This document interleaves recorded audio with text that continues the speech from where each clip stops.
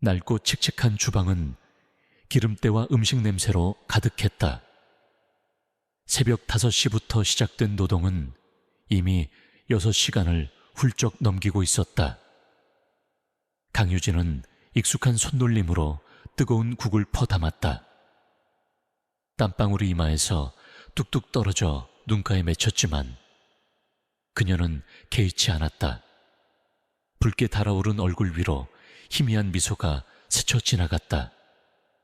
오늘은 동생 유찬이 가장 좋아하는 돼지국밥이 나오는 날이었다. 유진은 19살 어린 나이에 홀로 동생을 돌봐야 했다.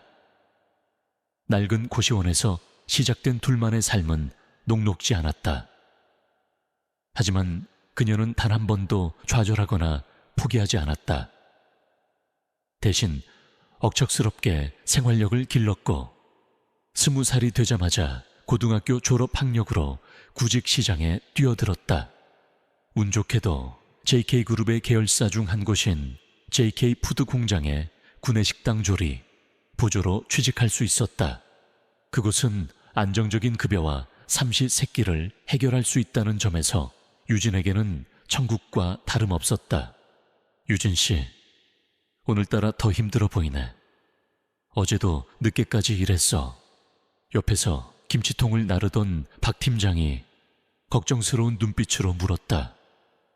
박 팀장은 오랫동안 이곳에서 일해온 베테랑 주방장이자 유진에게는 엄마 같은 존재였다.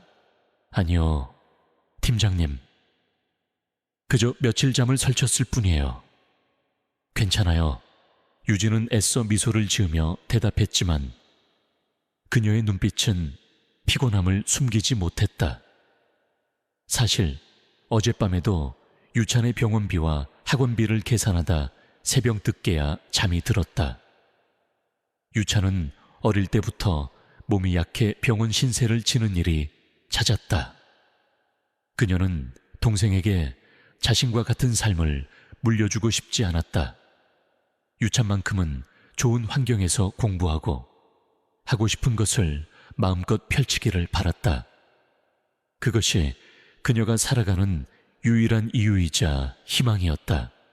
점심시간이 되자 식당은 순식간에 사람들로 북적였다.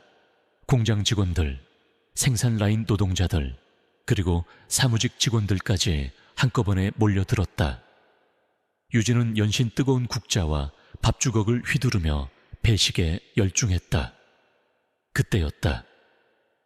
저 멀리서 고급스러운 양복을 입은 노인 한 명이 수행원들을 대동하고 식당 안으로 들어서는 것이 눈에 띄었다.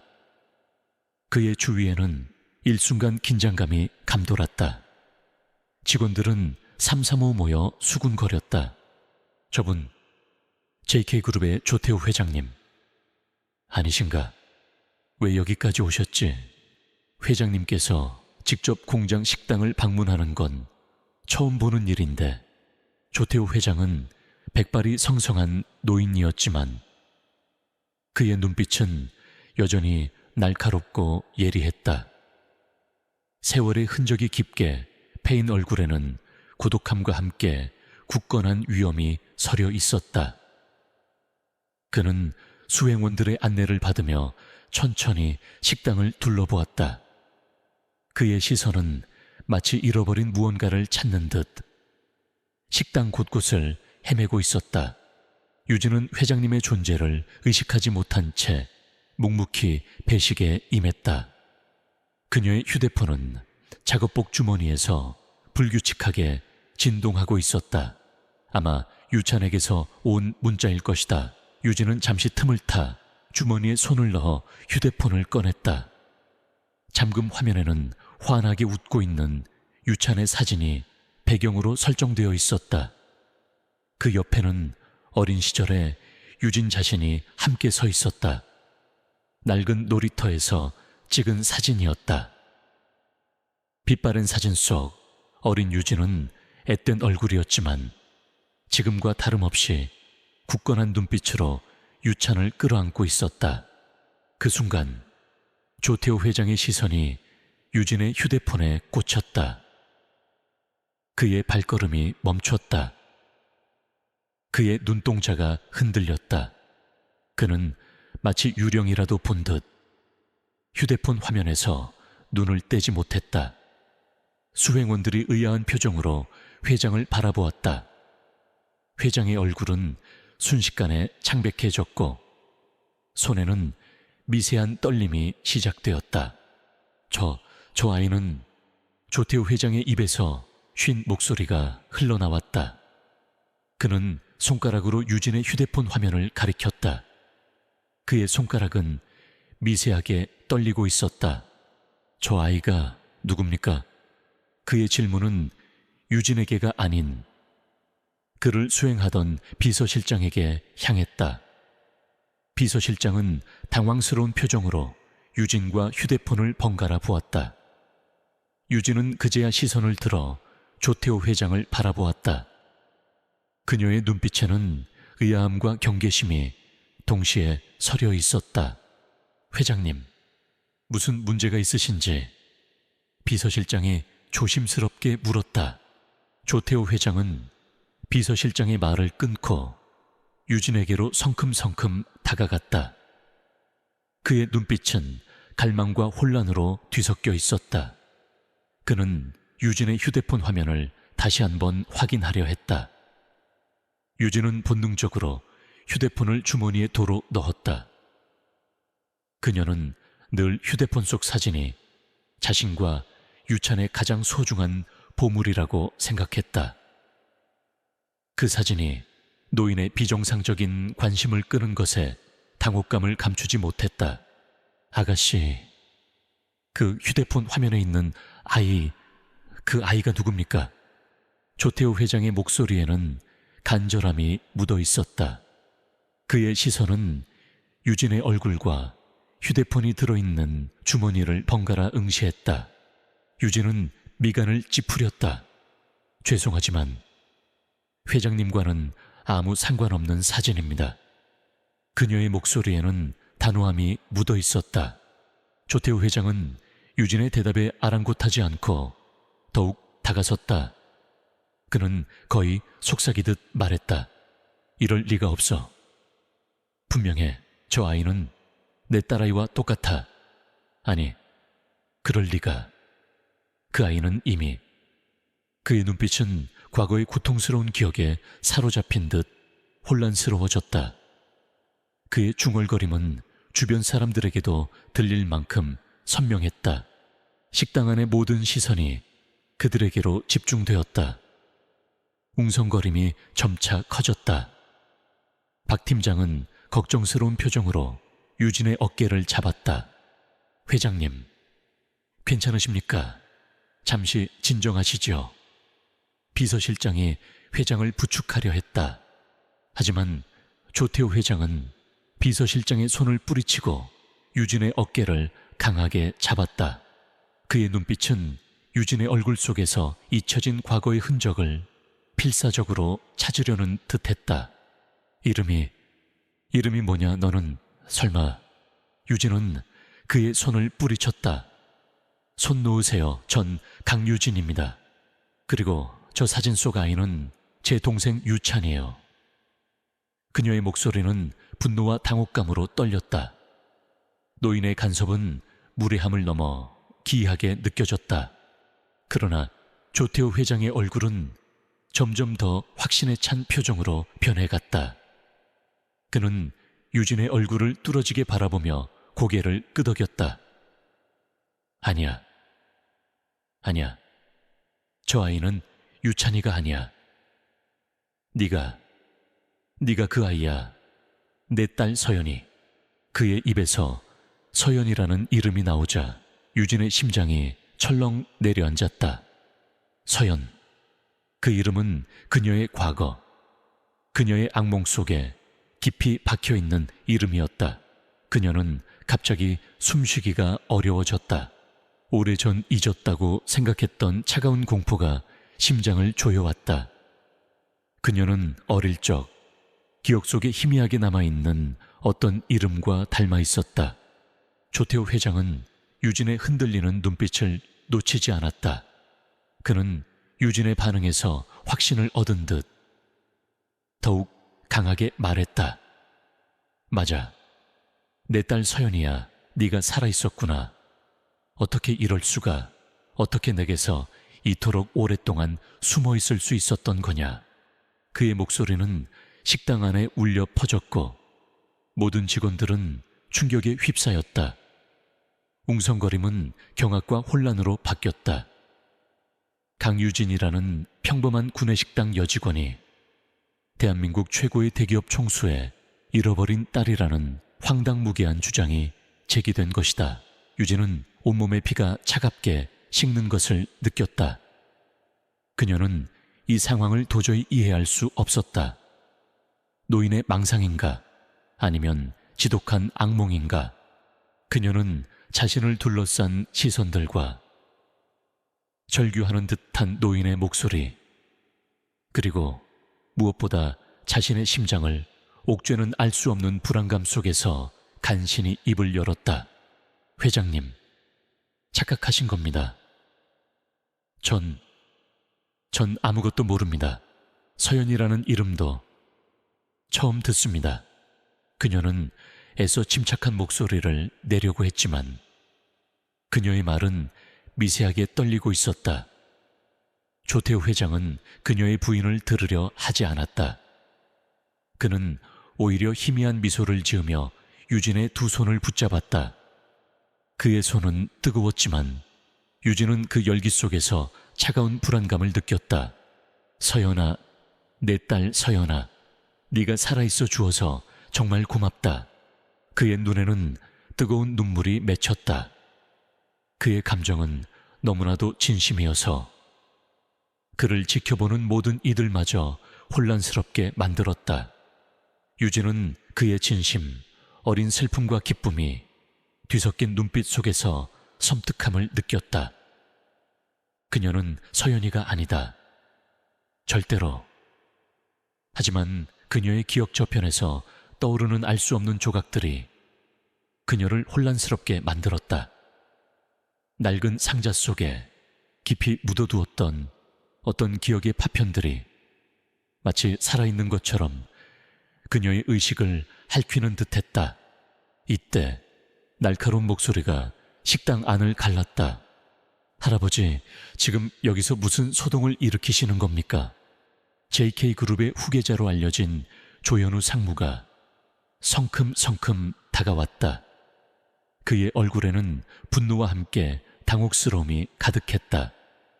그는 조태우 회장의 유일한 손자이자 그룹의 차기 리더로 강력하게 거론되는 인물이었다. 현우는 냉철하고 계산적인 성격으로 알려져 있었다. 이런 공개적인 장소에서 할아버지의 이해할 수 없는 행동은 그의 명성에 큰 흠집을 낼 수도 있었다. 조현우는 곧장 조태우 회장과 유진 사이에 끼어들며 유진에게 경멸 어린 시선을 던졌다. 그의 눈빛은 마치 유진을 불순한 의도를 가진 사기꾼처럼 바라보고 있었다. 누구 마음대로 우리 할아버지에게 접근한 겁니까? 이런 저급한 방식으로 관심을 끌어보려는 수작은 통하지 않습니다. 그의 목소리는 차갑고 단호했다. 유진은 그의 무례함에 분노가 치밀었지만 억지로 감정을 억눌렀다. 그녀는 평범한 직장인이었고 상대는 JK그룹의 후계자였다. 그녀에게는 동생을 위한 안정적인 삶이 더 중요했다. 조태우 회장은 현우의 말에 아랑곳하지 않고 유진의 손을 더욱 굳게 잡았다. 현우야, 이게 무슨 무례한 소리냐? 이 아이가 바로 내가 그토록 찾아 헤매던 서연이다. 내 고모란 말이다. 조현우의 얼굴은 충격으로 굳어졌다. 그의 눈은 크게 뜨였고 입술은 미세하게 떨렸다. 고모라니요, 할아버지. 정신 차리십시오. 고모는 20년 전에 이미 죽었습니다. 화재 사고로 돌아가셨다고요. 대체 저런 천박한 여자를 어디서 데려와서 그런 말도 안 되는 소리를 하십니까? 그의 목소리는 비난과 모욕으로 가득했다. 유진은 모멸감에 치를 떨었다. 천박한 여자라는 말은 비수처럼 그녀의 심장을 찔렀다. 그녀는 평생을 떳떳하게 살아왔고 단 한 번도 부끄러운 행동을 한 적이 없었다. 그녀는 조현우의 손을 거칠게 뿌리쳤다. 천박하다고요. 저는 이 식당에서 땀 흘려 일하는 평범한 직원입니다. 그리고 저는 그쪽 고모가 아닙니다. 착각하시는 것도 정도가 있어야죠. 유진은 자신의 결백과 분노를 담아 소리쳤다. 그녀의 눈빛은 불꽃처럼 타올랐다. 그녀는 더 이상 참을 수 없었다. 이대로 물러서면 그녀의 존재 자체가 모욕당하는 기분이었다. 조현우는 유진의 강렬한 반항에 잠시 당황했지만 곧 비웃음을 흘렸다. 오호라, 연기력이 제법이군. 구내식당 여직원이 감히 JK그룹 후계자에게 소리를 질러 이거 보통 배짱이 아닌데. 그래, 어디 한번 끝까지 가보자고. 너 같은 사기꾼에게 우리 할아버지의 유산 한 푼이라도 돌아갈 줄 아나 본데. 꿈 깨시지. 그의 말은 식당 안의 모든 이들에게 들릴 만큼 냉소적이었다. 사람들은 경악스러운 표정으로 이 세 사람을 번갈아 보았다. 조태호 회장은 여전히 유진의 손을 붙잡고 놓지 않으려 했고, 조현우는 유진을 향해 적대적인 눈빛을 쏘아붙였다. 유진은 조현우의 손에서 간신히 벗어나 뒷걸음질 쳤다. 그녀는 이 상황에서 벗어나고 싶었다. 이 모든 것이 마치 끔찍한 악몽처럼 느껴졌다. 그녀의 머릿속은 혼란스러웠다. 서연이라는 이름, 그리고 조태호 회장의 간절한 눈빛. 그녀는 정말 그가 말하는 서연이라는 사람이란 말인가? 하지만 그녀의 기억 속에는 그 어떤 것도 연결되지 않았다. 조태호 회장은 유진이 멀어지려 하자 더욱 애타는 목소리로 그녀를 불렀다. 서연아, 어디 가려고? 내가 널 이렇게 다시 찾았는데. 어디도 못 가. 나와 함께 집으로 가자. 그의 절규는 유진의 심장을 뒤흔들었다. 그의 목소리에는 깊은 상실감과 함께 수십 년간 억눌러왔던 그리움이 묻어 있었다. 유진은 그의 슬픔에 동요했지만 동시에 알 수 없는 두려움에 사로잡혔다. 이 노인의 간절함은 그녀에게 커다란 짐이자 위험한 덫처럼 느껴졌다. 결국 비서실장과 수행원들이 조태호 회장을 강제로 부축하여 식당 밖으로 데리고 나갔다. 조현우는 떠나면서도 유진을 향해 싸늘한 경고의 눈빛을 던졌다. 이번 일 절대로 그냥 넘어가지 않을 겁니다.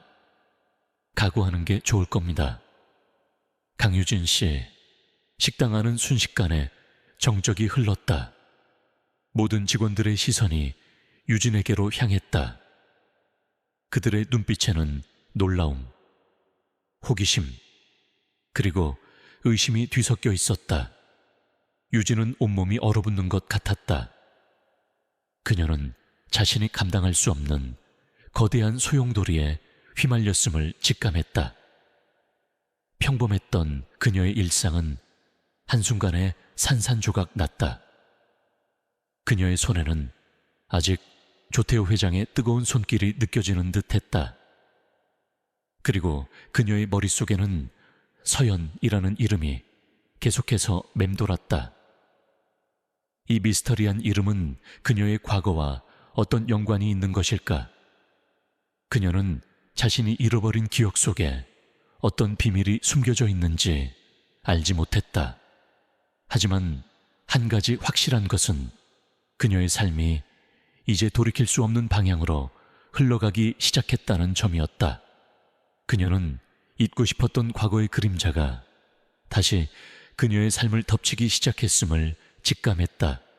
JK그룹의 조현우 상무는 회장실 문이 닫히자마자 비서실장에게 불같이 화를 냈다. 그의 얼굴은 분노로 시뻘겋게 달아올라 있었다. 대체 이게 무슨 일입니까? 할아버지가 갑자기 구내식당 여직원을 보고 고모라고 우기다니 어떻게 이런 황당한 일이 벌어질 수 있죠? 비서실장님은 도대체 뭘 하신 겁니까? 비서실장은 식은땀을 흘리며 고개를 숙였다. 죄송합니다. 상무님. 회장님께서 갑자기 식당 방문을 지시하셔서 저희도 전혀 예상치 못했습니다. 예상치 못했다고요. 그럼 미리 파악했어야죠. 할아버지의 정신건강이 온전치 않다는 소문이 돌면 JK그룹의 주가는 어떻게 될 것 같습니까? 당장 그 여자 강유진이라는 여자의 신상 정보를 낱낱이 파악해 오세요. 단 한치의 오차도 없이 뿌리부터 캔에서 보고하십시오. 분명 어떤 사기꾼의 수작일 겁니다. 조현우의 목소리는 차갑게 식어 있었다. 그의 눈빛은 이 상황을 용납할 수 없다는 듯 날카롭게 빛났다. 그는 잃어버린 고모 서연에 대한 기억이 전혀 없었다.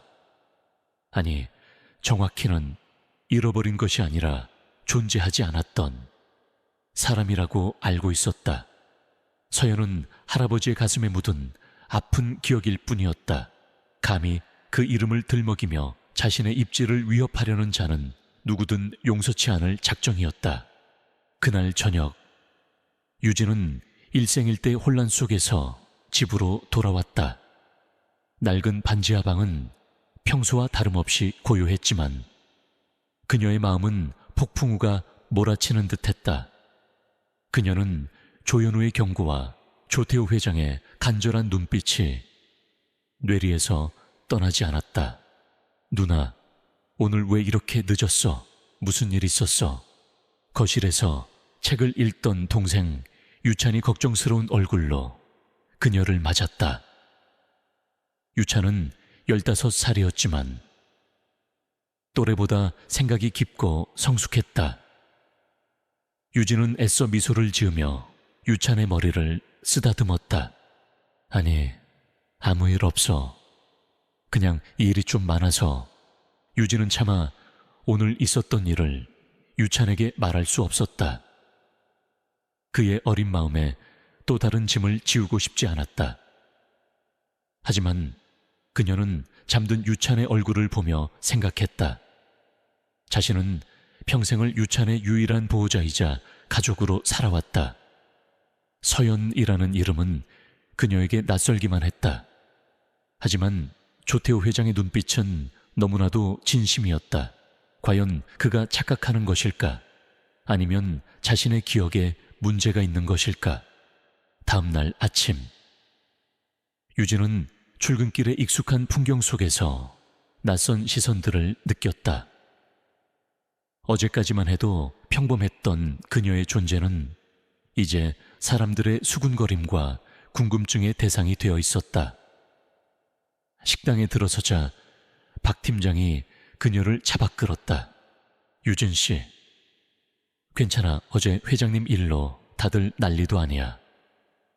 조현우 상무 쪽에서 가만히 있지 않을 거라고 하던데. 박 팀장의 얼굴에는 염려와 함께 미묘한 호기심이 서려 있었다. 유진은 고개를 저었다. 팀장님, 저 정말 아무것도 몰라요. 제가 왜 회장님의 딸이라는 건지. 그때 식당 문이 다시 열리고 조현우가 수행원들을 대동하고 들어섰다. 그의 옆에는 날카로운 인상의 중년 남성이 서 있었다. 바로 JK그룹의 법무팀장인 박 변호사였다.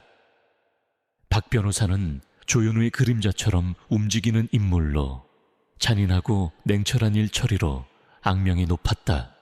조현우는 유진에게로 곧장 다가왔다.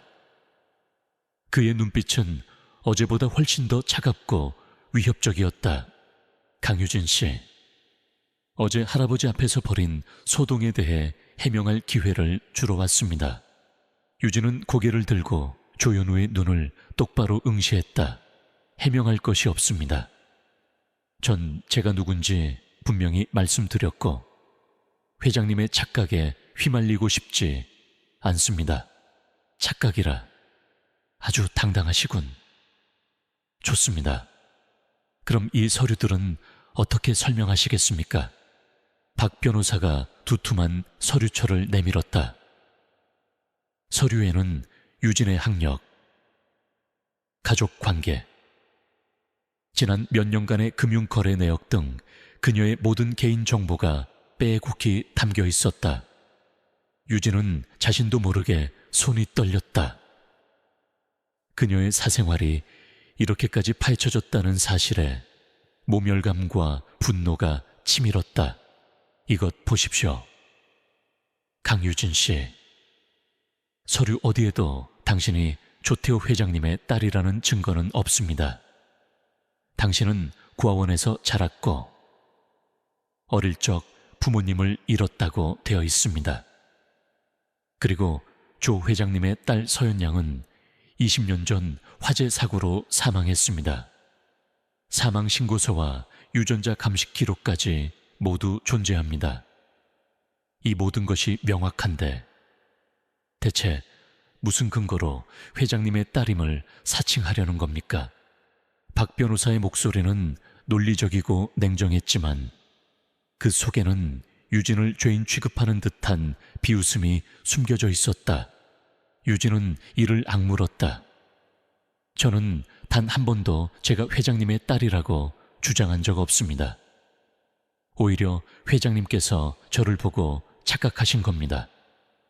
그리고 이 모든 서류는 제 개인 정보가 맞습니다.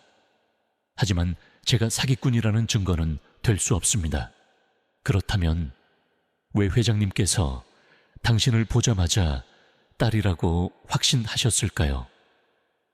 당신 휴대폰에 있던 그 사진에 대해 설명해 보시겠습니까? 조현우가 비릿한 미소를 지으며 물었다. 유진은 순간 할 말을 잃었다. 그녀의 휴대폰 배경 사진은 어린 유진과 유찬의 모습이었다. 그 사진이 조태호 회장의 시선을 사로잡았던 이유를 그녀는 도무지 알 수 없었다. 그 사진은 제 어린 시절과 동생 사진입니다. 아무런 의미도 없습니다.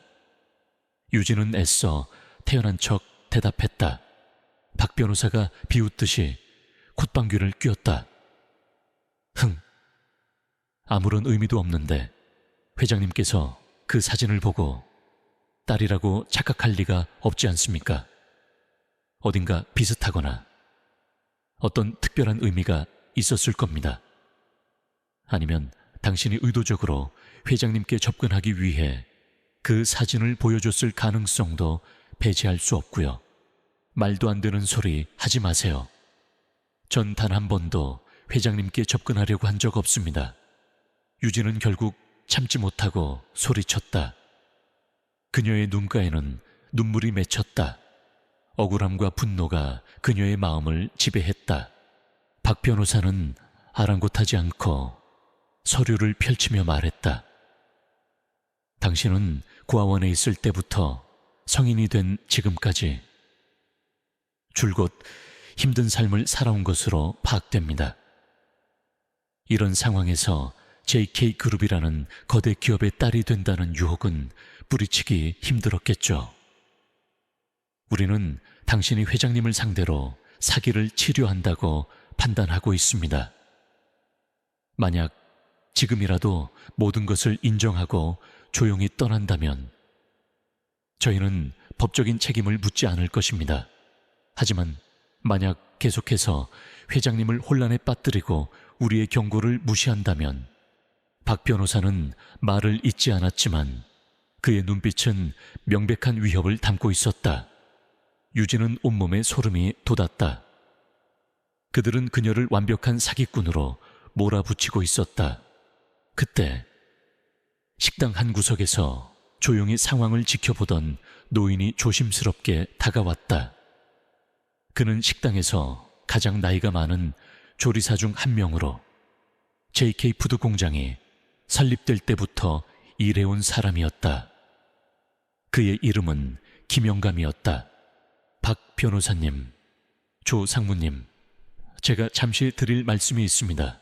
김영감은 쭈글쭈글한 손으로 앞치마를 만지작거리며 말했다. 조현우는 불쾌한 표정으로 김영감을 바라보았다. 뭡니까? 감히 지금 끼어들려는 겁니까? 그게 아니라 저 강유진 양이 회장님의 딸이라는 주장에 대해선 저도 잘 모르겠습니다. 하지만 강유진 양이 사기꾼이라는 말은 납득하기 어렵습니다. 김영감은 용기를 내어 말했다. 제가 이 식당에서 수십 년을 일했지만 저렇게 성실하고 착한 아가씨는 본 적이 없습니다. 아침 일찍부터 밤늦게까지 굳은 일 마다 않고 동생 병원비 때문에 늘 전전긍긍하며 삽니다. 만약 사기꾼이라면 저렇게 힘들게 일할 리가 없지 않습니까? 김영감의 말에 다른 동료 직원들도 고개를 끄덕였다. 그들은 유진의 성실함과 착한 마음을 누구보다 잘 알고 있었다. 박 변호사는 김영감의 말을 비웃듯이 잘라냈다. 개인의 인성은 법적인 증거가 될 수 없습니다. 김 조리사님, 당신은 이 문제에서 빠지는 것이 좋을 겁니다. 괜히 연루되었다가 불이익을 당할 수도 있으니까요. 김영감은 더 이상 말을 잇지 못하고 물러섰다. 유진은 김영감의 용기에 고마움을 느꼈지만 동시에 미안함에 고개를 숙였다. 조현우는 다시 유진을 향해 싸늘하게 말했다. 강유진 씨, 마지막 경고입니다. 당장 할아버지에게서 떨어지십시오. 그리고 이 모든 일을 잊고 원래 살던 대로 돌아가세요. 그렇지 않으면 당신의 동생에게까지 불이익이 갈 수도 있습니다. 동생이라는 말에 유진의 눈빛이 흔들렸다. 그녀는 자신에게 어떤 불이익이 닥쳐도 감당할 수 있었지만 유찬에게 피해가 가는 것은 용납할 수 없었다. 그녀의 마음속에는 유찬의 안위가 최우선이었다. 유진은 고개를 숙였다. 그녀의 어깨가 미세하게 떨렸다. 알겠습니다. 제가 회장님께 다시는 접근하지 않겠습니다. 그리고 더 이상 논란을 만들지 않겠습니다. 그녀의 목소리는 너무나도 작게 들렸다. 조현우는 만족스러운 미소를 지었다. 현명한 선택이군. 약속 지키십시오. 조현우와 박 변호사는 유유히 식당을 떠났다. 그들이 떠나자 식당 안에는 무거운 침묵이 흘렀다. 박 팀장이 유진의 어깨를 토닥였다. 유진 씨, 괜찮아. 너무 상심하지 마. 다들 너 믿어. 유진은 아무 말도 하지 못했다. 그녀는 그저 서둘러 배식대 뒤로 돌아가 묵묵히 일을 시작했다. 하지만 그녀의 마음은 무너져 내리는 듯했다. 평생을 버텨온 강인함이 한순간에 산산조각 나는 것 같았다. 그날 밤 유진은 잠 못 이루고 과거를 되짚었다. 그녀는 5살 때 부모님과 함께 살다가 갑자기 고아원에 맡겨졌다는 것만 어렴풋이 기억하고 있었다. 그 이후의 기억은 마치 안개 속에 갇힌 듯 희미했다. 유찬은 고아원에서 처음 만난 아이였다. 그녀는 유찬을 친동생처럼 돌봤고 함께 고아원을 나와 독립했다. 그녀의 휴대폰 배경 화면 속 사진, 어린 유진의 모습. 과연 그 사진이 조태우 회장의 딸 서영과 어떤 연관이 있는 것일까? 그녀는 자신의 기억 속에 깊이 봉인된 어떤 진실이 있을지도 모른다는 섬뜩한 예감을 지울 수 없었다. 그녀는 과거의 악몽을 들추고 싶지 않았지만 조현우의 위협과 조태우 회장의 간절함은 그녀를 알 수 없는 진실의 심연으로 끌어당기고 있었다. 그녀는 두려웠다. 진실이 드러났을 때 감당해야 할 무게가 너무나도 클 것 같았다. 그리고 그녀의 기억 한구석에는 언제나 하나의 의문이 남아 있었다. 그녀의 부모님이 돌아가셨다고 고아원에서 들었지만 어떤 사고였는지, 왜 그녀만 살아남아 고아원에 오게 되었는지 아무도 제대로 설명해 준 적이 없었다. 그녀는 그저 그것이 자신의 불행한 운명이라고만 생각하며 살아왔다. 하지만 지금 조태호 회장의 등장으로 그 모든 의문들이 다시 수면 위로 떠오르고 있었다. 어쩌면 그녀의 과거는 그녀가 알고 있는 것보다 훨씬 더 복잡하고 고통스러운 진실을 숨기고 있을지도 모른다는 생각이 들었다. 그녀는 조현우의 경고에도 불구하고 잃어버린 자신의 조각들을 찾기 위해 과거를 파헤쳐야 할지도 모른다는 강렬한 충동을 느꼈다. JK그룹의 조현우 상무는 박 변호사의 보고를 받으며 만족스러운 미소를 지었다. 수고했습니다. 박 변호사님, 강유진이라는 여자, 보잘것없는 출신에 재산도 없고 동생이라는 짐까지 지고 있으니 우리의 경고에 순순히 따를 겁니다. 박 변호사는 안경을 치켜 올리며 차갑게 덧붙였다. 물론입니다. 상무님, 저는 그녀가 더 이상 회장님께 접근하지 못하도록 철저히 감시할 것입니다. 필요하다면 그녀가 일하는 공장에도 압력을 넣어 해고시킬 수도 있습니다. 애초에 회장님의 정신 상태가 불안정하다는 소문이 외부로 새어나가는 것 자체가 그룹에 치명적입니다. 회장님의 망상은 빨리 잠재워야 합니다. 조현우의 눈빛에 섬뜩한 기운이 감돌았다. 좋습니다. 혹시라도 강유진이 헛된 망상을 품고 할아버지 주변을 맴돈다면 가차없이 처리하십시오. 그리고 할아버지의 정신감정 보고서를 미리 확보해 두세요. 만약에 사태에 대비해야 하니까. 그들의 대화는 마치 유진의 삶을 손안에 쥐고 흔들 듯 오만하고 냉정했다. 그들은 자신들의 목적을 위해서라면 어떤 수단과 방법도 가리지 않을 태세였다. 한편 유진은 조현우의 경고와 박 변호사의 위협에도 불구하고 마음속 깊이 자리 잡은 의문을 떨쳐낼 수 없었다. 그녀는 여전히 조태호 회장의 간절한 눈빛이 잊혀지지 않았다. 서연이라는 이름, 그리고 그녀가 알지 못하는 과거의 그림자. 그녀는 혹시 자신의 잃어버린 기억 속에 정말 어떤 진실이 숨겨져 있는 것은 아닐까 하는 불안감에 시달렸다. 그녀는 퇴근 후 유찬이 잠든 것을 확인한 뒤 몰래 휴대폰을 꺼내 들었다. 포털 사이트에 JK그룹 조태호 회장 딸 서연을 검색했다. 수많은 기사와 블로그 게시물들이 쏟아져 나왔다. 대부분 20년 전 JK그룹의 외동딸 조서연이 비극적인 화재 사고로 사망했다는 내용이었다. 사고 당시 서연은 5살이었다고 했다. 충격적인 것은 그녀의 어머니이자 조태호 회장의 아내도 그 사고로 함께 목숨을 잃었다는 사실이었다. 유진은 심장이 두근거렸다. 5살. 그녀가 고아원에 맡겨진 나이와 정확히 일치했다. 그녀는 화재 사고에 대한 상세한 기록을 찾아보았다.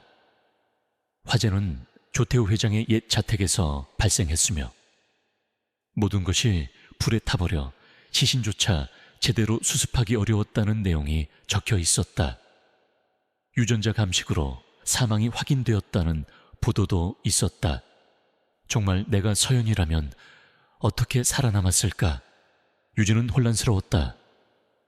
하지만 동시에 잊고 있던 기억의 파편들이 마치 깨진 유리 조각처럼 뇌리를 스치기 시작했다. 희미한 불길, 매캐한 연기 냄새, 그리고 누군가의 따뜻한 손길. 하지만 그 기억은 너무나 파편적이어서 어떤 의미도 부여할 수 없었다. 그녀는 다음 날 점심시간 식당 구석에서 홀로 식사를 하고 있는 김영감에게 조심스럽게 다가갔다. 김영감님, 혹시 회장님 댁에서 일어났던 화재 사고에 대해 아시는 것이 있으세요? 옛날 일이라 잘 모르겠지만 김영감은 숟가락을 놓으며 유진을 올려다보았다. 그의 눈빛에는 묘한 연민과 함께 경계심이 스쳐 지나갔다. 아가씨, 왜 그런 걸 묻는 게요? 그건 회장님에게 아주 아픈 기억인데 죄송합니다. 하지만 어제 회장님께서 저를 서연이라고 하셔서 혹시 저와 관련된 일이 아닐까 해서요. 유진은 솔직하게 털어놓았다. 김영감은 깊은 한숨을 쉬었다. 젊은 나이에 그런 비극을 겪으셨지. 그때 회장님은 딸과 아내를 한꺼번에 잃고 폐인이 되실 지경이었어. 그 뒤로 회장님은 사람들에게 마음을 닫고 일에만 몰두하셨지. 조현우 상무가 그 사고 이후로 회장님 곁에서 유일하게 남은 혈육이라서 더 애지중지하는 것 같더군. 그럼 서연이라는 아이는 정말 죽은 건가요? 유진은 조심스럽게 물었다. 김영감은 고개를 끄덕였다. 사망 진단서도 나왔고 유골까지 수습했다고 들었네. 하지만 희한하게도 회장님은 줄곧 서연이가 살아있을 거라고 믿었어. 처음에는 실성한 사람처럼 보였지. 그런데 몇 년 전부터는 아예 사람을 고용해서 전국을 뒤지고 다니시더군. 아마 어제 아가씨를 보고는 그 희망의 끈을 놓지 못해서 착각하신 것일 게야. 김영감의 말은 유진의 마음을 더욱 혼란스럽게 만들었다.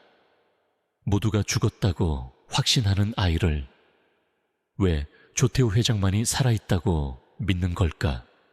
그리고 왜 하필 그녀의 사진을 보고 그런 확신을 가진 걸까? 그날 밤 유진은 다시 한번 과거의 희미한 기억들을 더듬었다. 그녀가 5살 무렵 잠시 살았던 동네, 골목길, 그리고 늘 가지고 놀던 낡은 인형, 그 모든 것이 안개 속처럼 흐릿했다. 그때였다. 그녀의 머릿속을 스치는 하나의 이미지, 커다란 저택, 그리고 그 저택에 불타는 모습, 누군가 그녀를 급하게 안고 도망치는 모습, 그리고 그 뒤를 쫓아오는 그림자. 유진은 온몸에 소름이 돋았다. 그것은 분명 꿈이 아니라 억눌려 있던 기억이었다. 그녀는 자신의 기억이 조태호 회장의 주장과 연결될지도 모른다는 섬뜩한 예감을 지울 수 없었다. 며칠 후 유진은 박 변호사의 예상대로 조현우 상무의 압력으로 인해 공장 내에서 불편한 시선을 감당해야 했다. 그녀를 경계하는 직원들이 늘어났고 사소한 실수에도 그녀를 비난하는 목소리가 들렸다. 결국 식당 관리자는 유진에게 일시적으로 업무에서 손을 떼고 대기하라는 통보를 했다. 사실상의 해고 통보였다. 유진은 절망감에 휩싸였다. 유찬의 병원비와 학원비가 당장 걱정되었다. 그녀는 자신의 처지에 분노했지만 동시에 이대로 물러설 수 없다는 강한 의지를 다졌다.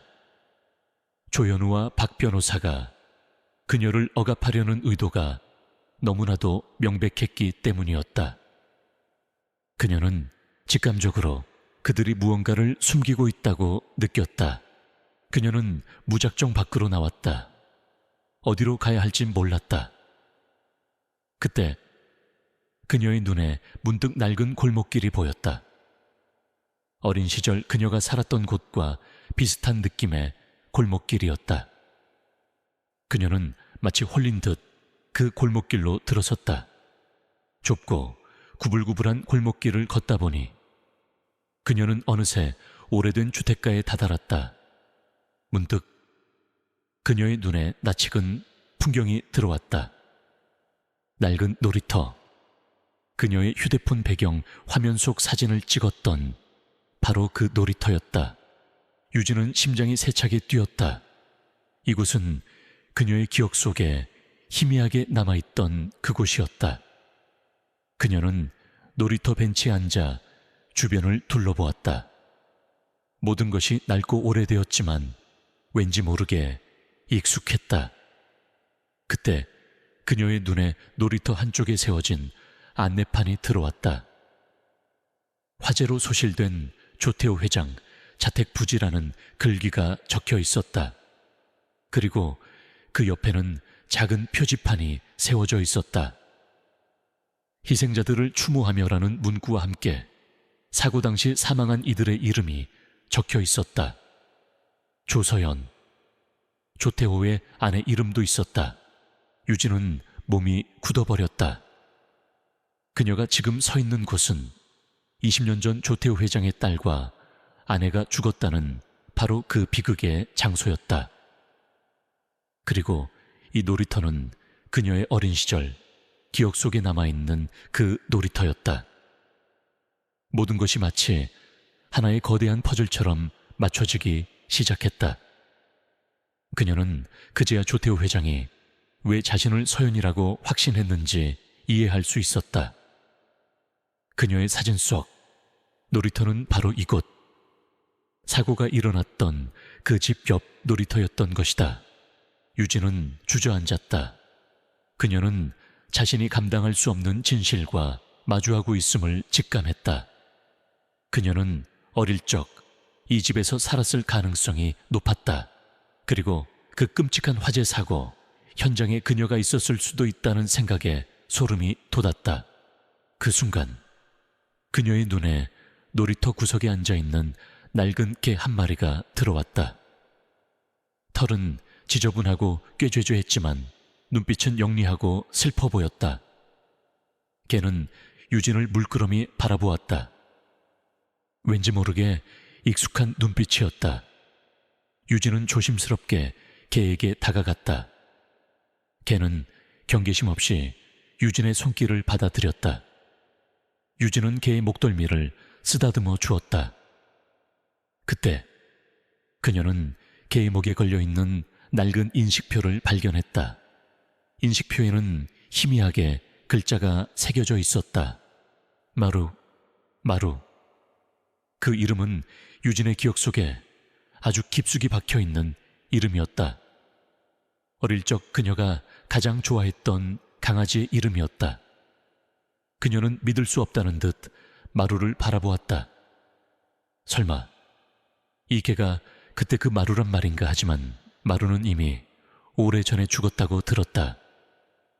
유진의 눈에는 눈물이 고였다. 그녀의 머릿속에서 파편처럼 흩어져 있던 기억들이 마치 폭포수처럼 쏟아져 내리기 시작했다. 불타는 집, 엄마의 비명, 그리고 마루가 자신을 끌고 밖으로 나가는 모습, 모든 것이 선명하게 되살아났다. 마루는 유진의 손을 핥았다. 마치 오랜 친구를 만난 듯 위로하는 듯한 따뜻한 몸짓이었다. 유진은 이제 더 이상 도망칠 수 없음을 알았다. 그녀는 자신이 잃어버린 기억 속에, 끔찍한 화재 사고 속에, 그리고 조태호 회장의 딸 서연의 삶 속에 연결되어 있음을 직감했다. 그녀는 일어섰다. 그녀의 눈빛은 더 이상 혼란스럽지 않았다. 대신 강력한 의지가 불타올랐다. 그녀는 진실을 알아내야만 했다. 그녀의 잃어버린 과거, 조태호 회장의 딸 서연, 그리고 그 끔찍한 화재 사고의 비밀까지, 그리고 그녀를 사기꾼으로 몰아붙인 조현우와 박 변호사에게도 반드시 진실을 밝혀내야만 했다. 그녀는 이제 더 이상 약하고 평범한 구내식당 여직원이 아니었다. 그녀는 자신의 잃어버린 정체성을 찾아 나서는 강유진이자 어쩌면 조태호 회장의 잃어버린 딸 조서연이었다. 그리고 그녀 옆에는 오랜 기억 속에서 되살아난 충직한 마루가 든든하게 서 있었다. 이제 그녀의 싸움은 시작되었다. 유진은 마루의 목에 걸린 인식표를 쥐고 한참을 멍하니 서 있었다. 20년 전의 기억이 마치 어제 일처럼 생생하게 되살아났다.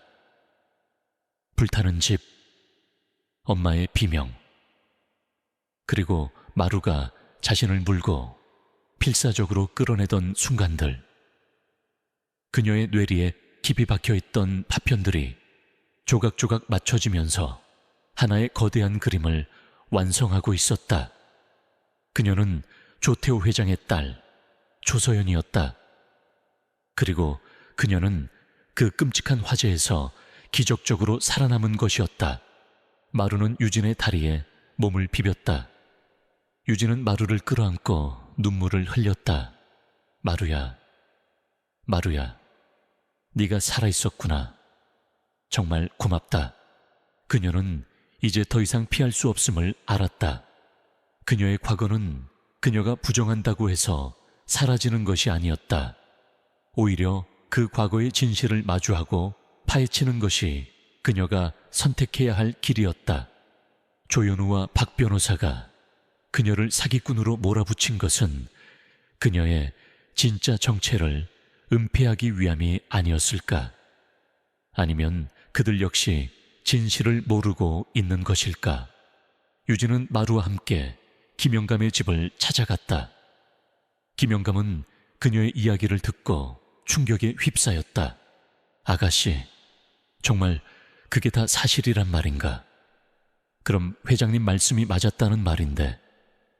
김영감은 늙은 눈을 비비며 중얼거렸다.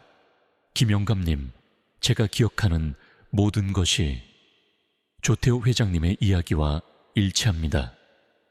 그리고 이 마루는 제가 어릴 때 키우던 개입니다. 마루는 제가 그 화재에서 살아남았다는 증거입니다. 유진은 단호하게 말했다. 김영감은 한참을 생각하더니 고개를 끄덕였다. 그래, 그렇다면 아가씨가 모든 진실을 밝혀야겠군. 내가 도울 수 있는 일이라면 뭐든지 돕겠네. 유진은 김영감의 도움을 받아 20년 전 화재 사고에 대한 정보를 다시 수집하기 시작했다. 그 당시 경찰 기록, 소방 기록, 그리고 언론 보도들을 꼼꼼히 살펴보았다. 하지만 모든 자료는 조서연이 사망했다고 결론 내리고 있었다. 유전자 감식 결과까지 명시되어 있었다. 이상하다. 유진은 고개를 갸웃거렸다. 만약 제가 살아남았다면 유전자 감식 결과는 어떻게 된 거죠? 김영감은 곰곰이 생각하더니 말했다. 혹시 사고 현장에 다른 아이의 시신이 있었던 것은 아닐까? 그래서 그 시신을 서연이라고 착각하고 감식했을 수도 있지. 유진은 김영감의 말에 희미한 가능성을 보았다. 그녀는 혹시 사고 당시 누군가 의도적으로 시신을 바꿔치기 했을 수도 있다는 생각에 소름이 돋았다. 그녀는 조태호 회장을 다시 만나기로 결심했다. 그녀는 김영감의 도움으로 조태호 회장이 입원해 있는 병원을 알아냈다. 조현우 상무와 박 변호사가 회장님의 정신건강 문제를 빌미로 회장님을 외부에 격리시키려 한다는 소문이 돌고 있었다. 유진은 병실 문 앞에서 망설였다. 다시 만나는 조태호 회장은 자신에게 어떤 의미일까? 그는 정말 자신의 아버지일까? 불안함과 설렘이 교차했다. 그녀는 심호흡을 하고 문을 열었다. 병실 안에는 조태호 회장이 창밖을 멍하니 바라보고 있었다. 그의 얼굴은 예전보다 더 초췌해 보였다. 그는 유진의 인기척에도 반응이 없었다. 유진은 조심스럽게 그에게 다가갔다. 회장님. 조태우 회장은 천천히 고개를 돌렸다. 그의 눈빛은 여전히 어딘가 공허했지만 유진의 얼굴을 확인하자 희미한 빛이 스쳐 지나갔다. 아가씨, 당신이었군요. 다시 찾아와 주어 고맙소. 그의 목소리는 나지막했다. 유진은 바닥에 앉아 그의 손을 잡았다. 회장님, 제가 어쩌면 회장님의 딸 서연이 맞을지도 모릅니다. 조태우 회장의 눈이 휘둥그레졌다.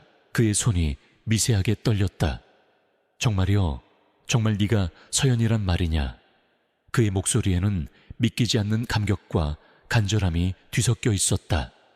유진은 고개를 끄덕였다. 네, 제가 어릴 때 살았던 곳이 그 놀이터 옆 집이었고 제 어린 시절 기억 속에 화재 사고가 있습니다.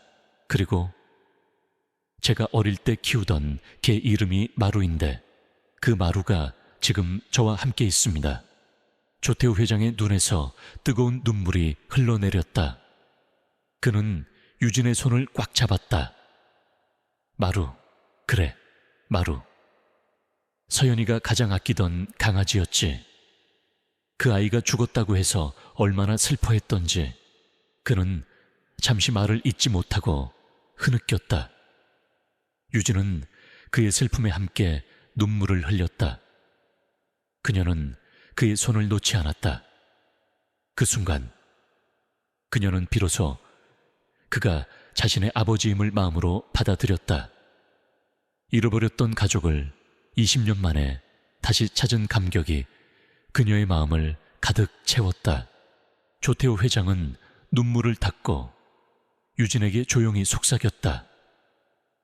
서연아, 그날의 진실은 내가 아는 것보다 훨씬 더 복잡하단다. 그 사고는 단순한 사고가 아니었어.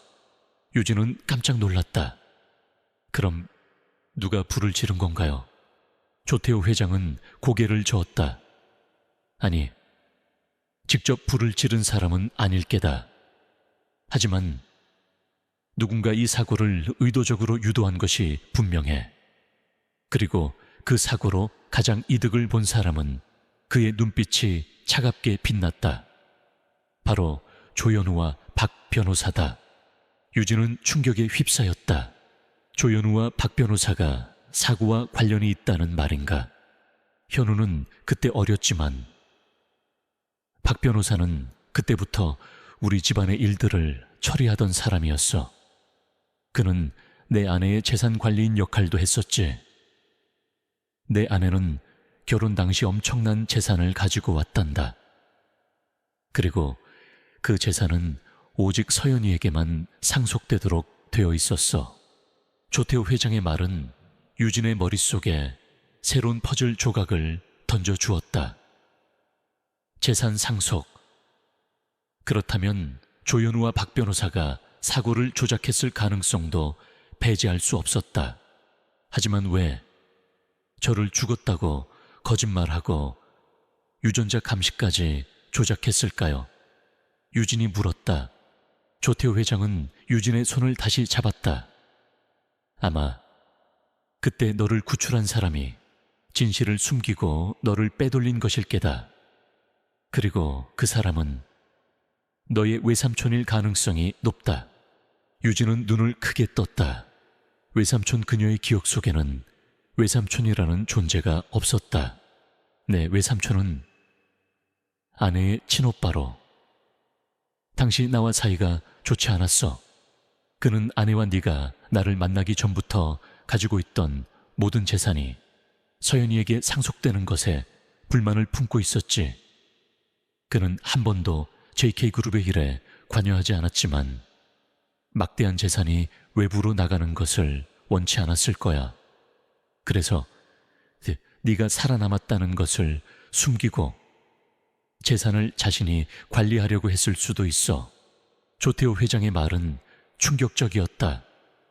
유진은 자신이 단순히 사고의 희생자가 아니라 거대한 재산 싸움의 한가운데에 놓여 있었음을 깨달았다. 그녀의 삶은 처음부터 조작되고 은폐된 것이었다. 그럼 외삼촌은 지금 어디에 계시나요? 유진이 떨리는 목소리로 물었다. 조태호 회장은 고개를 저었다. 그는 사고 이후로 사라졌어. 아무도 그의 행방을 알지 못했지. 나는 줄곧 그가 너를 빼돌렸을 거라고 의심했지만 아무런 증거도 찾을 수 없었어. 하지만 그가 사라지면서 내 아내의 모든 재산은 자연스럽게 조현우에게로 넘어갔지. 유진은 이제 모든 퍼즐이 맞춰지는 듯 했다. 조현우와 박 변호사는 20년 전부터 이 거대한 음모에 연루되어 있었던 것이다. 그들은 조태호 회장의 외동딸을 죽은 것으로 위장하고 그 재산을 가로챈 것이었다. 그리고 그녀가 살아있다는 사실이 밝혀지자 온갖 수단과 방법을 동원해 그녀를 막으려 했던 것이다. 회장님, 아니, 아버지, 그럼 이제 어떻게 해야 할까요? 유진이 조태호 회장을 바라보았다. 그녀의 눈빛에는 두려움 대신 강인한 의지가 서려 있었다. 조태호 회장은 유진의 손을 꽉 잡았다. 서연아, 이제 네가 할 일은 단 하나다. 내 진짜 신분을 되찾고 그 모든 진실을 밝히는 것, 그리고 네가 마땅히 받아야 할 모든 것을 되찾는 것. 그는 힘겹게 몸을 일으켜 침대 옆 서랍을 열었다. 낡은 상자 하나를 꺼내 유진에게 내밀었다. 상자 안에는 빛바랜 사진 한 장과 작은 금목걸이가 들어있었다. 사진 속에는 젊은 시절에 조태호 회장과 그의 아내, 그리고 어린 서연이 함께 웃고 있었다. 목걸이에는 작은 서연이라는 글자가 새겨져 있었다. 이것은 내 어머니가 너에게 주었던 목걸이란다. 그리고 이 사진은 우리가 마지막으로 함께 찍은 가족 사진이야. 이걸 잘 간직하렴. 이것들이 네가 서연이라는 증거가 될 것이다. 유진은 사진과 목걸이를 받아들었다. 목걸이의 차가운 금속이 그녀의 손에서 따뜻하게 느껴졌다. 이 작은 물건들이 그녀의 잃어버린 과거와 현재를 이어주는 유일한 연결고리였다. 그녀는 이제 더 이상 외로운 싸움을 하지 않을 것이다. 그녀에게는 아버지 조태호 회장이 있었고 충직한 마루가 있었다. 그리고 그녀는 자신의 진실을 밝혀내고 정당한 권리를 되찾을 것이다. 그리고 동시에 20년 전의 끔찍한 음모를 파헤쳐 모든 것을 제자리로 돌려놓을 것이다. 이 싸움은 이제 개인의 복수를 넘어선 거대한 정의를 향한 싸움이 될 것이었다. 조태호 회장의 병실을 나선 유진의 발걸음은 이전과 확연히 달랐다. 그녀의 어깨를 짓누르던 무거운 짐들은 사라지고 대신 단단한 결의가 그 자리를 채웠다. 그녀는 이제 자신이 누구인지, 무엇을 해야 하는지 명확히 알고 있었다. 마루는 그런 유진의 곁을 그림자처럼 지켰다. 유진은 김영감에게 조태호 회장의 이야기를 전했다. 김영감은 충격에 휩싸였다. 그럼 박 변호사가 그때부터 회장님 집안에 그렇게까지 치밀한 음모를 꾸몄단 말인가? 도저히 믿을 수가 없군. 그는 항상 회장님의 충실한 오른팔처럼 행동했는데 김영감의 얼굴에는 배신감과 경악이 뒤섞여 있었다. 유진은 고개를 끄덕였다. 아버지 말씀이 사실이라면 박 변호사는 20년 전부터 이 모든 계획을 꾸민 겁니다. 저를 죽은 것으로 위장하고 아버지의 재산을 가로채기 위해, 그리고 조현우 상무도 거기에 연루되었을 가능성이 큽니다. 그렇다면 이제 어떻게 할 생각인가? 김영감이 물었다. 유진의 눈빛이 날카롭게 빛났다. 일단 제가 조소연이라는 것을 공식적으로 증명해야 합니다. 그리고 박 변호사와 조현우 상무의 죄를 밝혀내야 합니다. 이 모든 진실을 세상에 드러낼 겁니다. 그러나 그들의 길은 결코 순탄치 않았다. 박 변호사는 조현우의 지시를 받아 유진의 주변을 더욱 철저히 감시하기 시작했다. 그녀가 JK푸드 공장에서 해고당한 후 유진은 다른 일자리를 찾으려 했지만 가는 곳마다 번번이 거절당했다. 박 변호사의 보이지 않는 압력이 그녀의 발목을 잡고 있었다. 유진은 절망했지만 결코 포기하지 않았다. 그녀는 유찬을 위해서라도 반드시 이 싸움에서 이겨야 했다. 유진은 먼저 조태우 회장의 과거 기록을 다시 찾아보았다. 그녀가 초점을 맞춘 것은 20년 전 화재 사고 당시의 수사 기록과 유전자 감식 보고서였다. 모든 보고서에는 사망한 아이의 유전자가 조태우 회장과 그의 아내의 것과 일치한다고 되어 있었다. 분명 뭔가 조작이 있었어. 유진은 중얼거렸다. 유전자 감식 보고서는 전문가의 소행일 가능성이 높아. 박 변호사가 이 모든 것을 조작했을 거야. 그때 유진의 뇌리의 번개처럼 스치는 생각이 있었다. 과거에 조태우 회장이 고용한 사설 탐정들. 그들은 유진의 행방을 찾지 못했지만 혹시 그들이 어떤 실마리를 가지고 있을 수도 있었다. 유진은 어렵게 조태우 회장의 비서실장을 찾아갔다. 비서실장은 처음에는 경계했지만 유진의 간절함과 마루의 존재를 보고 마음이 움직였다. 그는 조태우 회장이 고용했던 사설 탐정들의 연락처를 유진에게 건네주었다. 유진은 그중 한 명인 김 탐정을 찾아갔다. 김 탐정은 은퇴한 지 오래되었지만 조태우 회장의 부탁을 받고 서연을 찾기 위해 오랫동안 전국을 헤맸던 인물이었다. 그는 유진의 이야기를 듣고 깜짝 놀랐다. 아가씨, 정말 서연이가 살아있었단 말입니까? 저는 회장님이 그때 너무 상심하셔서 헛것을 보시는 거라고 생각했습니다. 제가 찾았던 모든 단서들은 서연이가 죽었다는 것을 가리키고 있었는데 김 탐정은 믿을 수 없다는 표정을 지었다. 유진은 조심스럽게 물었다. 혹시 그 유전자 감식 보고서를 담당했던 연구소나 담당자를 기억하시나요? 김 탐정은 잠시 생각하더니 고개를 끄덕였다. 물론입니다.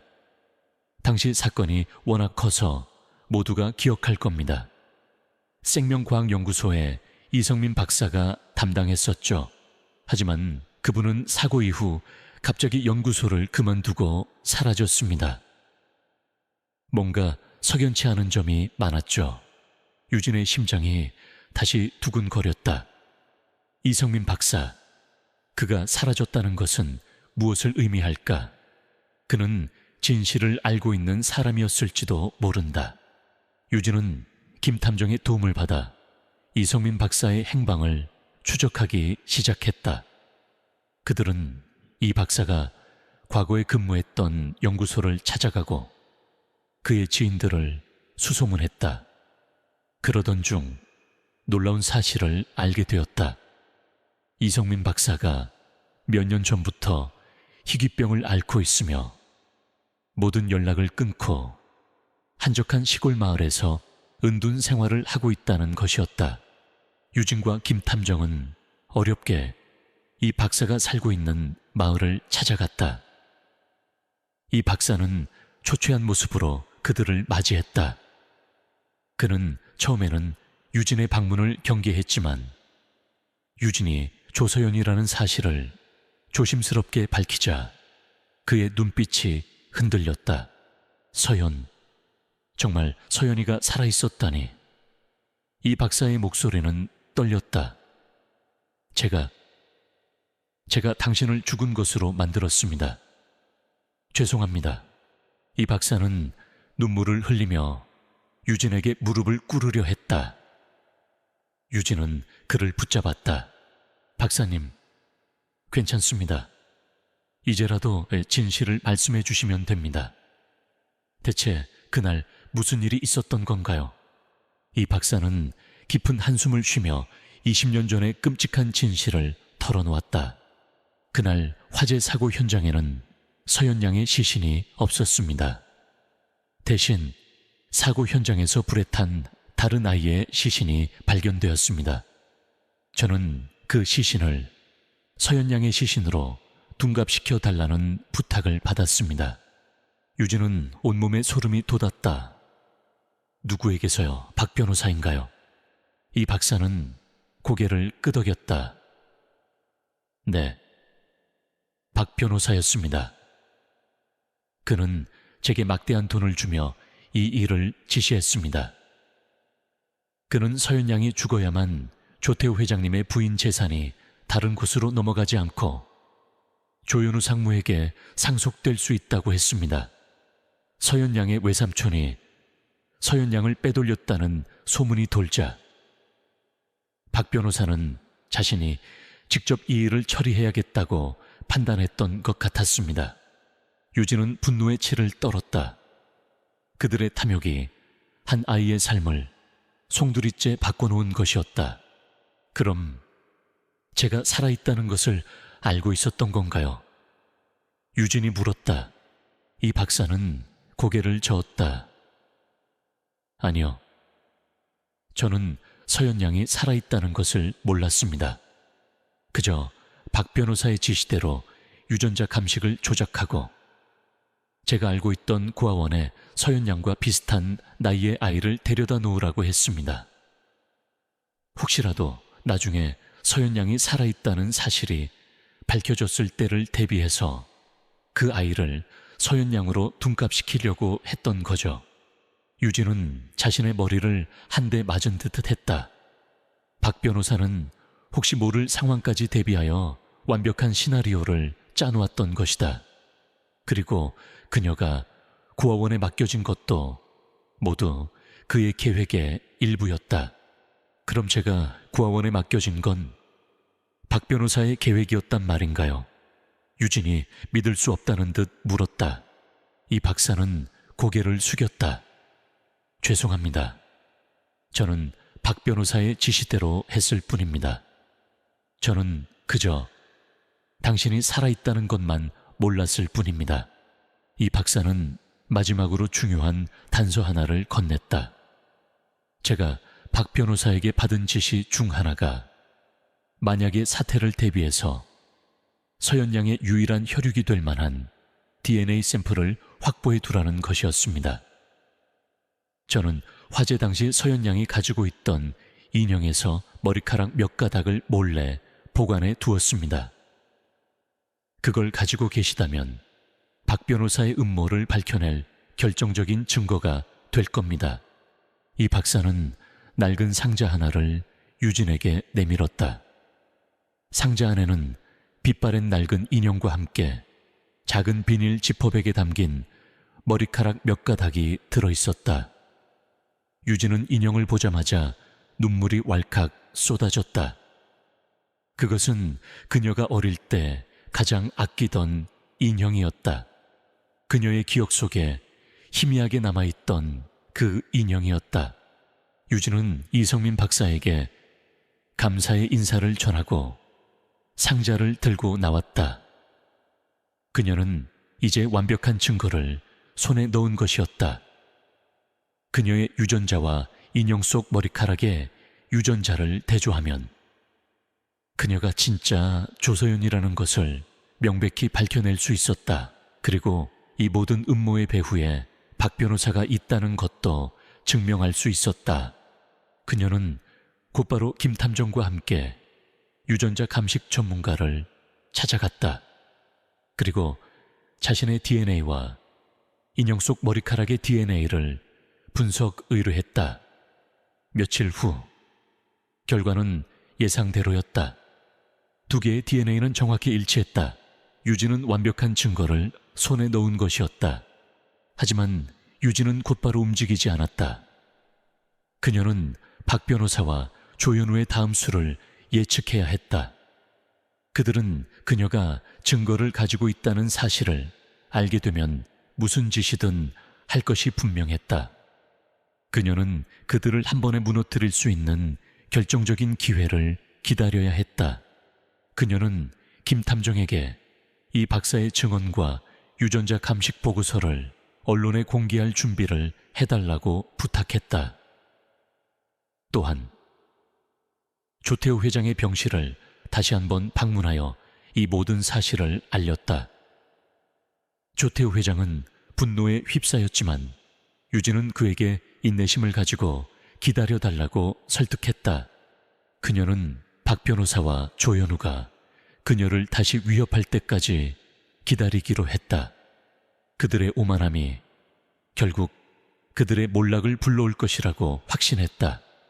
그녀는 이제 더 이상 숨지 않을 것이었다. 그녀는 진실을 들고 당당히 세상에 나설 준비를 하고 있었다. 마루는 그런 그녀의 곁에서 든든하게 그녀를 지켰다. 그녀는 진실을 밝히고 자신의 정당한 권리를 되찾고 그리고 그 모든 음모에 대한 대가를 치르게 할 것이다. 유진은 이성민 박사의 증언과 유전자 감식 보고서를 손에 넣었지만 성급하게 움직이지 않았다. 박 변호사와 조현우 상무의 반응을 예측하며 가장 효과적인 방역 시점을 기다렸다. 마루는 그런 유진의 침묵 속에서도 그녀의 불안감을 감지했는지 묵묵히 그녀의 곁을 지켰다. 가끔씩 유진의 손을 핥으며 위로를 건네는 듯했다. 예상대로 조현우와 박 변호사는 유진이 물러난 것을 보고 안심하는 듯했다. 그들은 회장님의 정신상태 문제를 공식적으로 제기하며 조태우 회장의 재산관리 권한을 조현우에게 위임하는 절차를 밟기 시작했다. 이것이야말로 유진이 기다리던 결정적인 순간이었다. 이 소식이 언론에 보도되면서 JK그룹의 후계 구도에 대한 관심이 최고조에 달했다. 회장의 기자회견장, 난입 조현우는 자신의 입지를 공고히 하고 할아버지의 망상을 잠재우기 위해 공식적인 기자회견을 열기로 했다. 그는 조태우 회장의 건강 문제를 언급하며 자신이 그룹을 안정적으로 이끌어갈 적임자임을 강조할 계획이었다. 모든 언론사 기자들이 모여들었고 카메라 플래시가 터지는 가운데 조현우는 연단에 올랐다. 그의 얼굴에는 자신감과 승리감이 가득했다. 존경하는 기자 여러분, 그리고 JK그룹을 사랑해 주시는 모든 분들께 최근 저희 할아버지이신 조태우 회장님의 건강 문제로 인해 불필요한 오해가 불거진 점에 대해 깊이 사과드립니다.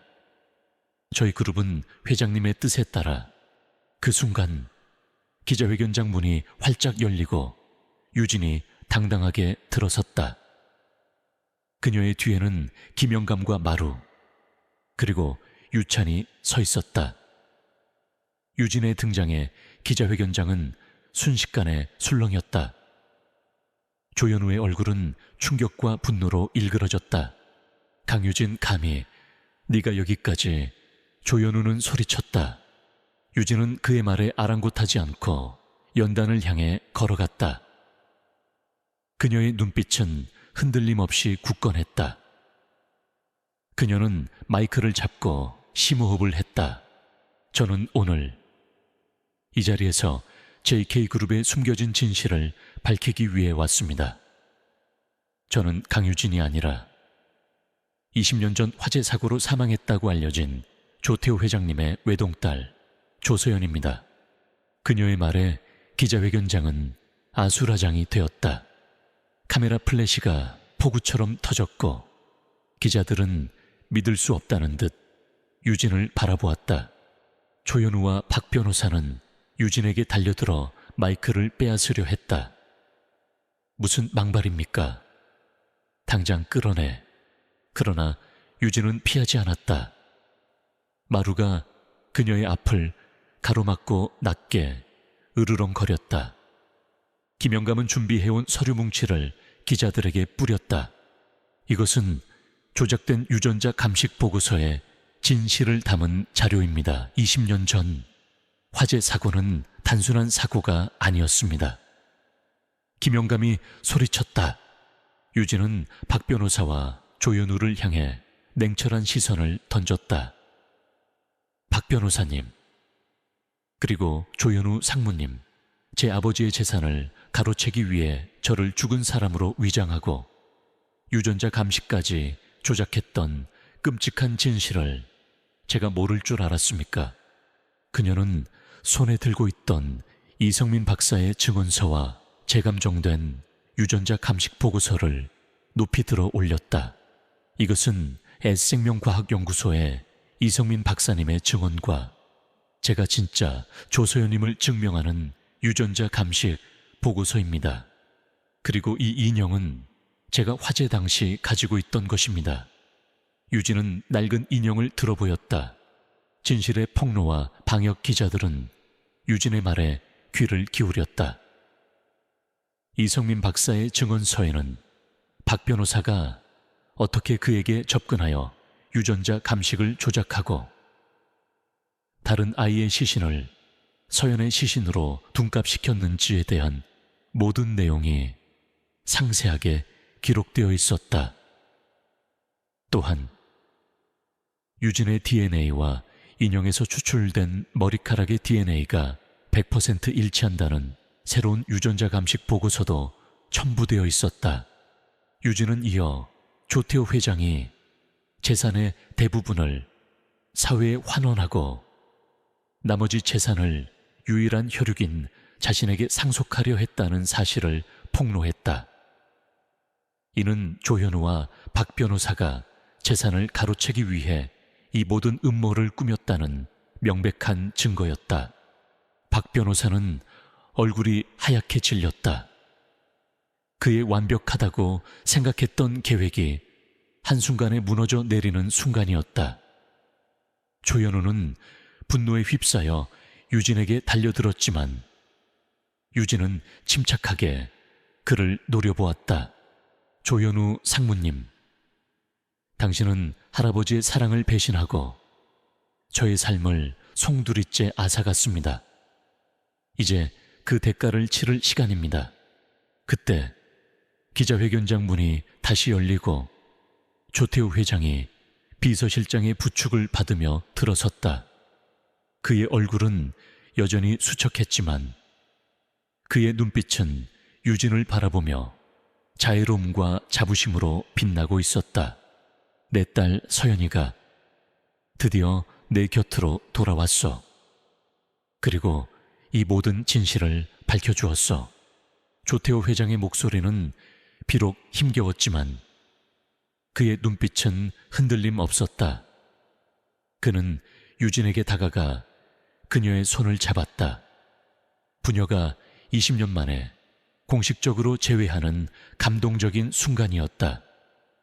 기자들은 연신 카메라 셔터를 눌러댔다. 조현우는 모든 것을 잃었다는 절망감에 무릎을 꿇었다. 박 변호사는 체념한 듯 고개를 숙였다. 그들의 탐욕과 음모는 결국 그들의 파멸을 불러온 것이다. 경찰들이 현장에 출동했고 박 변호사는 현장에서 체포되었다. 조현우는 재산 횡령과 사기 그리고 음모 연루 혐의로 긴급 체포되었다. 희생과 진실의 완성. 하지만 이 모든 승리 뒤에는 뜻밖의 비극이 기다리고 있었다. 유진이 기자회견을 마치고 조태호 회장과 감격적인 재회를 나누던 중 갑자기 조태호 회장이 가슴을 움켜쥐고 쓰러졌다. 긴장과 감격이 한꺼번에 몰려온 탓인지 그의 심장이 버텨내지 못한 것이다. 아버지 유진은 절규했다. 앰뷸런스가 급히 출동했지만 조태호 회장은 결국 유진의 품에서 마지막 숨을 거두었다. 그는 눈을 감는 순간까지 유진의 손을 꼭 잡고 있었다. 그의 얼굴에는 평온한 미소가 어려 있었다. 그는 딸을 다시 만나고 진실을 밝혀낸 것에 만족하는 듯했다. 유진은 오열했다. 잃어버렸던 아버지를 되찾은 기쁨도 잠시, 또다시 그를 잃어야 하는 비통함이 그녀를 덮쳤다. 마루는 그런 유진의 곁에서 슬피 울었다. 유찬 역시 누나의 슬픔을 함께하며 눈물을 흘렸다. 조태호 회장의 죽음은 유진에게 깊은 슬픔을 안겨주었지만 동시에 그녀에게 더 큰 책임감을 부여했다. 그녀는 아버지의 뜻을 이어받아 JK그룹을 바로 세우고 사회에 공헌하는 기업으로 만들겠다고 다짐했다. 조태호 회장의 장례식은 엄숙하게 치러졌다. 유진은 상주로서 그의 마지막 길을 지켰다. 수많은 사람들이 조태호 회장의 죽음을 애도했고 동시에 그의 딸 조소연의 등장에 놀라움을 금치 못했다. 언론은 유진의 용기와 진실 추적을 대대적으로 보도했다. 그녀는 이제 단순한 구내식당 직원이 아닌 JK그룹의 상속녀이자 진실을 밝힌 영웅으로 떠올랐다. 조태호 회장의 죽음은 유진에게 깊은 슬픔과 함께 거대한 변화를 가져다 주었다. 그녀는 더 이상 구내식당 직원 강유진이 아니었다. 그녀는 JK그룹의 유일한 상속녀이자 20년 동안 숨겨져 왔던 비극적인 진실의 증인 조서연이었다. 하지만 그녀는 슬픔에 잠겨 있을 시간이 없었다. 아버지의 죽음은 그녀에게 더 큰 책임감을 안겨주었다. 그녀는 아버지의 유언에 따라 JK그룹을 재정비하고 정의를 바로 세우기 위한 싸움을 이어가야 했다. 마루는 그런 그녀의 곁을 묵묵히 지키며 그녀의 유일한 위로이자 힘이 되어 주었다. 유찬은 누나의 곁에서 든든한 버팀목이 되어 주었다. 재건과 치유 조현우와 박 변호사의 체포는 JK그룹에 엄청난 파장을 불러왔다. 언론은 연일 조소연의 기적적인 생황과 JK그룹 내부의 어두운 진실을 보도했다. 그룹의 이미지는 심각한 타격을 입었고 주가는 폭락했다. 유진은 이 모든 혼란을 수습해야 할 책임을 안게 되었다. 그녀는 가장 먼저 JK그룹의 고위 임원진들을 소집했다. 회의실에는 긴장감이 감돌았다. 유진은 단호한 목소리로 자신의 계획을 밝혔다. 저는 이 자리에서 JK그룹의 새로운 시작을 선언합니다. 불의와 탐욕으로 얼룩진 과거를 청산하고 투명하고 윤리적인 기업으로 거듭날 것입니다. 이를 위해 저는 박 변호사와 조현우 상무의 비자금 내역과 부패 고리를 철저히 조사할 것입니다. 또한 회장님의 유언에 따라 그룹의 사회공헌 활동을 대폭 확대할 것입니다. 유진의 말에 일부 임원들은 술렁거렸다. 오랜 관행에 익숙해진 그들에게 유진의 파격적인 선언은 낯설게 느껴졌을 것이다. 하지만 유진의 눈빛에는 흔들림 없는 강한 의지가 담겨 있었다. 그녀는 김영감을 JK그룹의 사회공헌 재단 이사로 임명했다. 김영감은 평생을 성실하게 살아온 인물로 따뜻한 마음과 강한 정의감을 가지고 있었다. 또한 이성민 박사에게는 병원 치료를 지원하고 그가 다시 연구에 전념할 수 있도록 재정적인 지원을 약속했다. 이 박사는 진실을 밝히는데 결정적인 역할을 했기에 그에 대한 보상은 당연한 것이었다. 유진은 유찬에게도 자신의 계획을 밝혔다. 유찬은 처음에는 누나가 거대한 기업의 총수가 된다는 사실에 놀라워했지만 곧 그녀의 꿈을 지지하고 응원했다. 유진은 유찬에게 자신이 받은 사랑과 희생을 갚기 위해 더 좋은 환경에서 공부하고 하고 싶은 것을 마음껏 펼치라고 격려했다. 법정에서의 진실 조현우와 박 변호사의 재판은 전 국민의 이목이 집중된 사건이었다. 유진은 직접 법정에 출두하여 증언했다. 그녀는 20년 전의 끔찍한 화재 사고, 사라진 자신의 정체성, 그리고 박 변호사와 조현우의 치밀한 음모를 담담하지만 힘있는 목소리로 증언했다. 이성민 박사의 증언과 유전자 감식 보고서, 그리고 조태호 회장의 유언장 등 수많은 증거들이 제시되었다. 박 변호사는 모든 것을 부인하려 했지만 그의 거짓말은 유진의 증언과 명백한 증거들 앞에서 속수무책으로 무너졌다.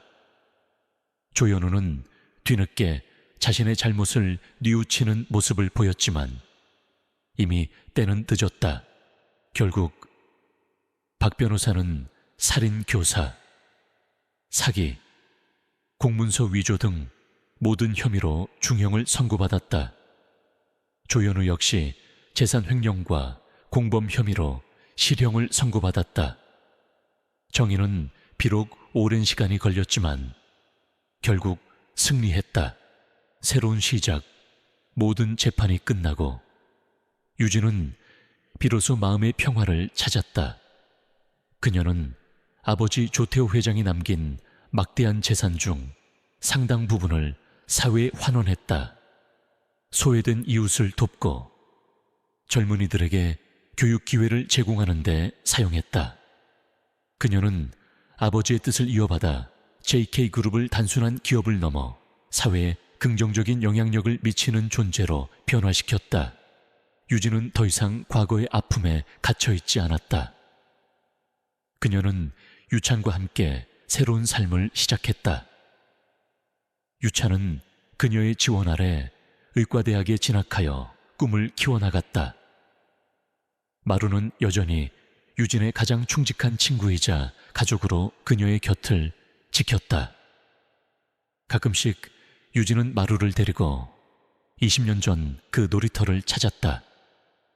낡은 놀이터는 이제 새롭게 단장되어 있었고 아이들의 웃음소리가 가득했다.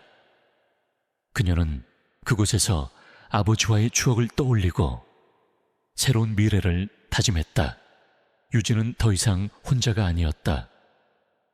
그녀에게는 사랑하는 동생 유찬이 있었고 충직한 마루가 있었으며 아버지의 뜻을 이어받아 함께 나아갈 JK그룹의 새로운 가족들이 있었다.